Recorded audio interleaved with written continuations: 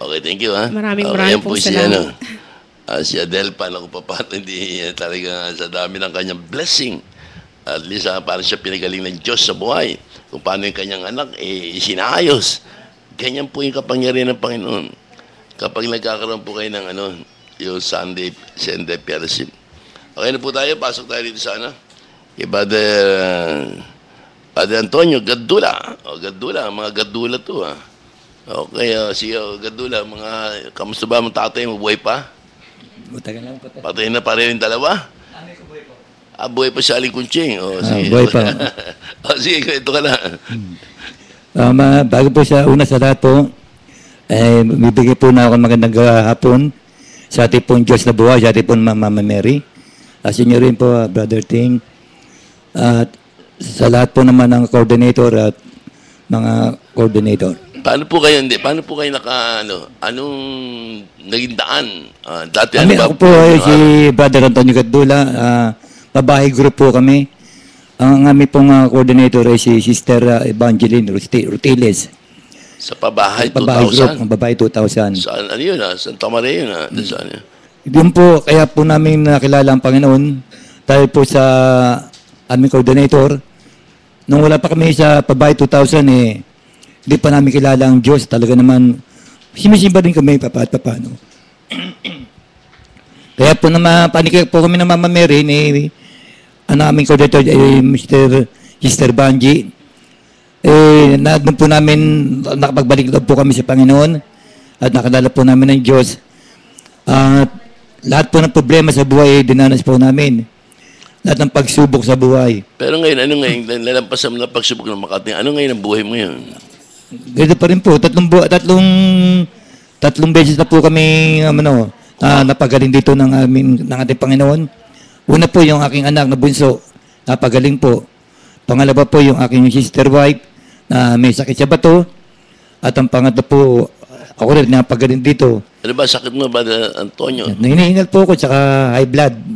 Ganun. Pero paano ka napagaling? Umaating ka ng Sunday fellowship? At tsaka po, nag-God healing po ako ng 15 days. Talaga pong totoo po na nakapagaling po ang Tataka rin, ang daming pinagaling sa God's Healing Mission. Tapos nag-covenant po ako, nung pinagaling po ako, sabi ko, Lord, pagalingin mo na ako. Lagi pag-covenant ako sa iyo. Tuwing every Sunday, hindi po ako liliban. Bumagyo man o umaraw. Amen, hallelujah. Kahit puyat po ako, maatin po ako. Kahit every Sunday, kahit 2 oras lang tulog ko.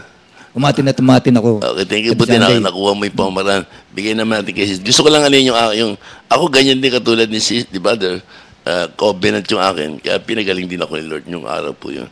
Covenant. Maaga lang ako tinawag. Kaya maaga ako nakapunta sa gawain ganito. Kaya through covenant po, pag nangako kayo, siguradong pagagaling kayo ng Diyos. Bigyan natin kay Sister. Magandang hapon po sa Panginoon Kristo na Diyos na buhay. At sa inyo po, Brother Ting. Apa. Sa lahat po ng coordinator at sa lahat po ng Kaya naman po, ano sakit niya sa bato? Thyroid po. Akala ko mag-asawa yung dalawa. Hindi po. Hindi ba? Akala ko sabi kayo dumating. May sakit sa bato. Kaya thyroid naman. Kasi mo. Thyroid po. Taga saan naman kayo? Sa Caloocan po, malapit po kila Sister Maben. Mabil Dito kay Mabil sige po. Yung buntis na nanganak. Opo. Yung buntis na 9 na taon hindi nanganganak through yung pag-atin natin dito, nanganak. Nanganak na po siya. Yes, 9 na taon po hindi nanganganak yun. Ako, umating ka na umating dito, manganganak ako. Buti, nagtyaga siya umating. Nanganak na. Ngayon, may anak na. Malaki-laki. Sige po. Si Sister Mabel po, kamag-anak po namin, pero hindi po kami magkakakilala. Ngayon, ang nag-akay po sa akin, si Sister Milagros. Pumunta daw dito. Apa. Nalaman may sakit ka, pinapunta ka rito kagad, Narinig ko po na pupunta po kayo sa San Roque. Umattend po ako nung gabi na yun. Hindi ka naman inimbitahan niya, napunta ka ron. Inimbitahan din, pero talagang interesado ko pong maka-attend. Tapos nung sabi nila, tuwing linggo attend ka ng kahit 3 sunod-sunod na linggo. Inattenan ko po yun, tsaka nag-God's healing ako. Taos puso po ako nagpapasalamat kasi po, gumaling po yung kasakitan. Dapat sakit operahin ko. yan, ano? Pero hindi Opo. na operahan. Hindi po. Dito po talaga ako gumaling. Kaya, Tataka ka, ano ba meron dito? Ba't gumagaling kayo sakit, ano?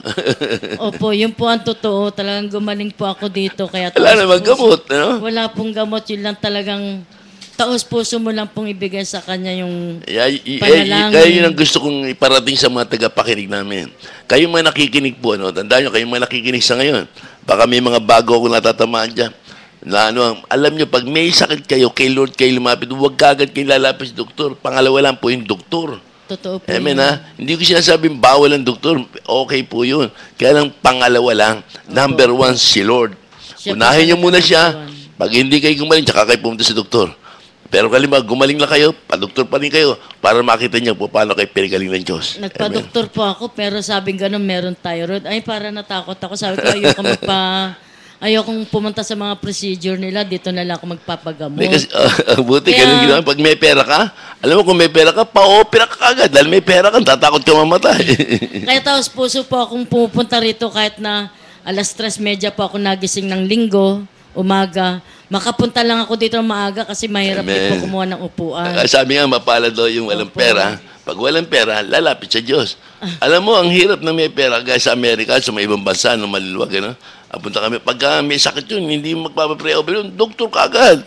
Kaya ba't nawala, hindi lang makilala ang Diyos sa buhay. Ganyan po kahirap sa Amerika. Lalo yung mga mayamang bansa, lalo may mga healthcare, ano? Takbo ka agad. Buti ka, wala kang ano. Ngayon po, inakay ko po yung kapatid ko. Kasi yung kapatid ko po, may diferensya na rin po sa bituka niya. Eh sabi ko, wag ka magpa-doktor. Dahil higa ka lang. Unahin mo muna si Lord. Kailangan mo Yun nga po, doktor. sabi ko sa kanya, Ay, pagaling na sumama tayo ka ng sa doktor. akin dahil ako gumaling. Sabi ko, ako na lang ang prove mo, kapatid mo ako. Anong nangyari? Eh, pa-doktor, bahala ka. Pero kung Namatay kailangan na? mo ako, Buhay pa? Buhay po. Sinama ko po talaga rito. Sabi ko, Ngayon Lord, na rin na. nandito po kasama ko. Amen. Sabi ko, Lord, Gagaling na ilahin mo po yung kamay niya, paakyat sa paho. Yung kapatid ko ganyan din. Nung dumating galing sa Saudi, stick boy, payat na payat. Tapos pinapunta ko rito, nabuhay. Kaya siya ngayon, pangako niya, siya ngayon ang maintenance ko yan. Ngayon, okay na po siya. Pero Pati- nagpi-15 days na po siya ngayon. Sige, ibigay natin si sister naman. Salamat si po. brother.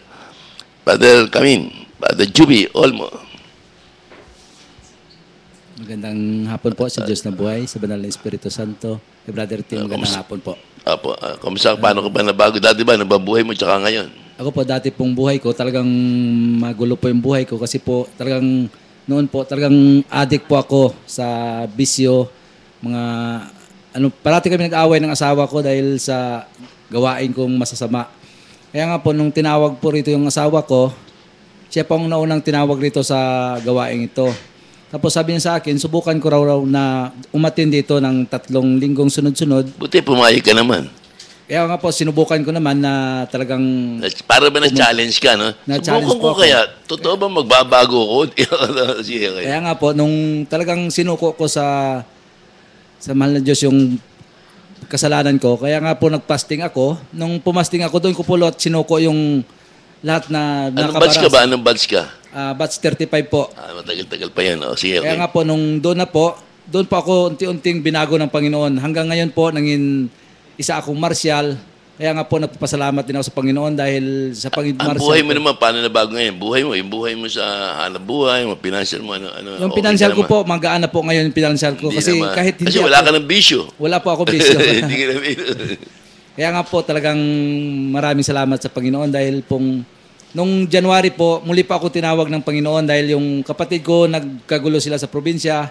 Kaya nga po, pinauwi ako ng nanay ko. Tapos yung Saan ba pagdating, probinsya mo? Kapis po. Dapat lagyan mo ng Mama Mary yun. Punta kayo ron. No?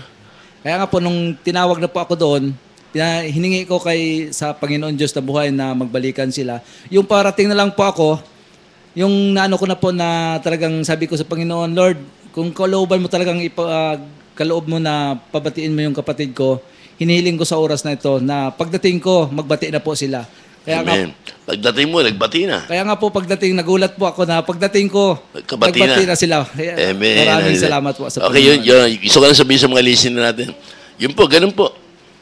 At least, ganun po Ganun po kapangyarihan sa salita ng Diyos. Sabi sa Diyos, dalangin niya na sana. Pagdating ko, magkabati na sila. Magagana po. Ganun kapangyarihan sa salita ng Diyos sa buhay. Kaya nga po kayo, lahat po kayo na lingkod ng Diyos sa buhay, lahat kayo sumusunod sa Panginoon, parang may pagka-Diyos kayo. Pag kayo sumunod na, kahilingan nyo, didinggin ng Diyos. Kaya nga, sayang, hindi alam to na maraming tao. Kung alam lahat to na maraming tao, di sana nagkunahan dito. Bago malang, punong-puno ng bisyo. Ang ginagawa ko ni Satan, lalagyan ng maraming bisyo mga tao, sakit, problema, kahirapan ng buhay. Kaya ang tao, hindi makalapit sa Diyos. Ang kalaban po natin dito, si Satanas, hindi mga tao. Kaya ngayon ang binaba ni Yahweh, na dito ibaba sa lupa, dahil natalo po siya sa pagipaglaban kay San Miguel Arcangel, dito siya itinambak sa lupa. Siya po ang hari dito sa lupa. Kasi si Satanas, siya po ang nagbibigay ng tukso, hirap, lahat sa ating mga tao, sa mga nilikha ng Diyos. Kaya ang Diyos naman, ganyan, para at least bayaran yung kasalanan ng tao, naghirap po siya. Sinunod niya ang pagiging isang tao, bagamat siya'y Diyos, nagkatawang tao siya, nanirahan sa piling natin. Pagkatapos po niya, bandang uli, ang naganap po, yun niya, lahat ng hirap at sakit, dinanas niya. Parusa ito, parusa kaliwat kanan, koronang tinig, pagpasan, pagpako ng kanyang kamay, paa, pagtusok ng sibad sa tagliran, pagkamatay sa krus, ang kalbayan ng Golgotha. Doon po, yun ang naging daan. Na yung kasalanan natin mabayaran sa pamagitan ng kamatayan, muli siyang nabuhay. Doon siya nagtagumpay, yung dilang apoy.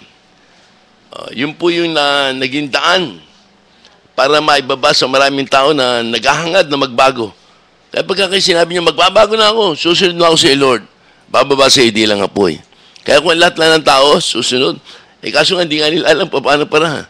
Tayo, kulang nga itong lugar natin to. Pag ito lumaki, alam mo, pag ito lumaki, lalo lalaki, dahil marami mga ngako, marami magbabaw na ibibigay niya yung araw ng linggo sa Diyos sa buhay. Kaya nga sayang, dati hindi po yun. At nasaan ko po kayo lahat. At lahat po kayo, damahin niyo po yung pag-ibig ng Diyos sa buhay. Lahat kayo nakikinig. At sumunod lang po kayo. At ang mga kahilingan nyo, didinggin ng Panginoon. Natin na po tayo sa pangatlong portion po natin ang ating gawain. Kung tawagin to ay Healing on the Air.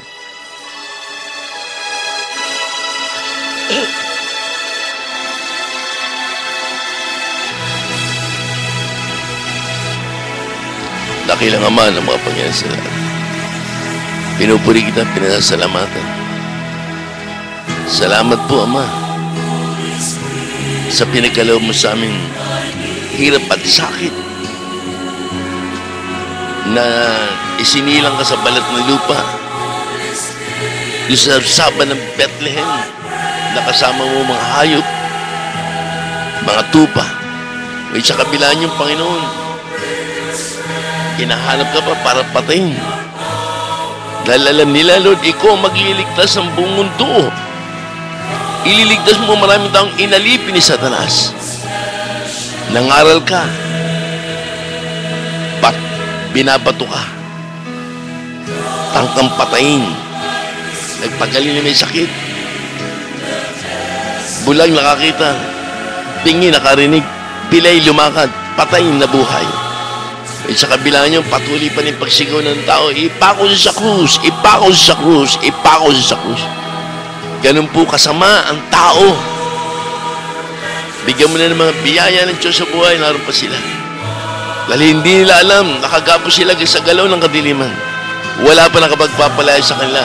Kaya ang isipan nila, saklaw ng galaw ng kadiliman. Kaya salamat po sa pinagkalaw mo sa aming karunungan ng Diyos. At sa pamagitan ng paglampas sa amin ng mga pagsubok, bibigay mo sa amin ng mga pagsubok na yan. Karunungan mula sa langit. Na doon namin nakita, Panginoon, na sa muli mong pagkabuhay, sa kamatayan mo sa krus na yan, ay naibigay mo sa amin ang tilang apoy na siya nagpapabago ng buhay namin. Salamat po, Panginoon, hindi dahil sa sarili namin na bago kami gumaling aming karamdaman taglay, kundi dahil sa pangako namin sa iyo, dahil sa pagsunod namin sa iyo, nadama mo't nabasa sa aming kaisipan kung gaano katunay ang aming